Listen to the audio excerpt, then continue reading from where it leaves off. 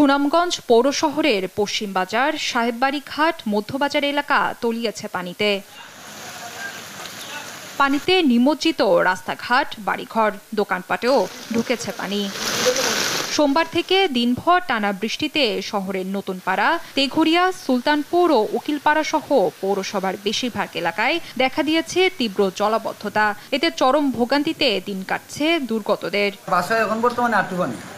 ওই যে এখন বৃষ্টির মাঝে বাজারে গেছিলাম, বাচ্চার লাগে কিছু পানি আনতাম, তারপরে কোনো দোকানপাট খোলা নাই, সব পানির তলে। আচ্ছা, এলাকার সব দোকান দোকানে পানি ঢুকিয়া, বড়বাড়ি যা আছে সব পানি ঢুকিয়া, খুব অবস্থা খারাপ। আশ্রয় কেন্দ্র নাই, বাজারে আপনার ক্রীড়া সংকট, মোমবাতি সংকট, তারপরে কারেন্টের সমস্যা। আপনার সরকার শহরে ড্রেন নির্মাণে কোটি কোটি টাকা বরাদ্দ দিলেও ড্রেনেজ ব্যবস্থা ঠিকভাবে নির্মাণ করতে না পারার পেছনে পৌর কর্তৃপক্ষের গাফিলতিকে দুষছেন স্থানীয়রা।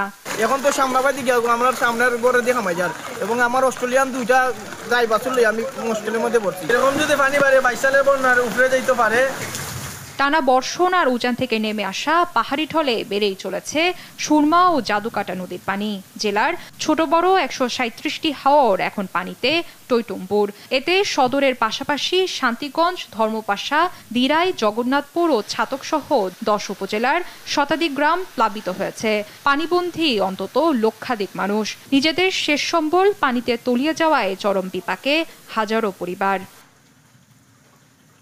জেলা পানি উন্নয়ন বোর্ড বলছে, মঙ্গলবার দুপুর পর্যন্ত সুরমা নদীর পানি সুনামগঞ্জ পয়েন্টে বিপদসীমার 52 সেন্টিমিটার ও ছাতক পয়েন্টে 138 সেন্টিমিটার উপর দিয়ে প্রবাহিত হয়। স্থানীয়দের আতঙ্কিত না হয়ে পরিস্থিতি মোকাবেলা করার পরামর্শ সংস্থাটির।